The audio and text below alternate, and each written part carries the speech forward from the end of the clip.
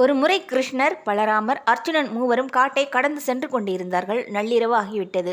ஒரு இடத்தில் தங்கி உறங்கிவிட்டு விடிந்ததும் செல்லலாம் என்று முடிவெடுத்தார்கள். அது விலங்குகள் நிறைந்த காடு. அதனால் மூவரும் தூங்கிவிடக்கூடாது. ஜாமத்திற்கு ஒருவர் காவல் இருக்க வேண்டும், மற்ற இருவர் தூங்கலாம் என்று முடிவெடுத்தார்கள். முதல் ஜாமத்தில் அர்ஜுனன் காவல் காக்க மற்ற இருவரும் தூங்கினார்கள். அந்த நேரத்தில் திடீரென புகை மண்டலம் தோன்றியது. அதிலிருந்து கோரை பற்களுடன் பயங்கரமான உருவமும் தோன்றியது. அந்த உருவம் நேராக தூங்கிக் கொண்டிருப்பவர்களிடம் சென்றது. இதை பார்த்ததும் அர்ஜுனன் தடுத்தார்.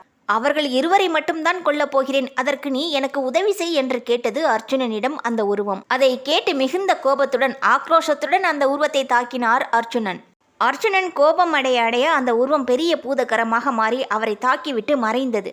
இரண்டாம் ஜாமம் வந்ததும் பலராமரை எழுப்பிவிட்டு அர்ஜுனன் தூங்கிவிட்டார். பலராமருக்கும் அதே நிலை ஏற்பட்டது. மூன்றாம் ஜாமத்தில் கிருஷ்ணரை எழுப்பிவிட்டு இவரும் தூங்கிவிட்டார். கிருஷ்ணர் முன் அதே உருவம் பயங்கரமாக தோன்றியது.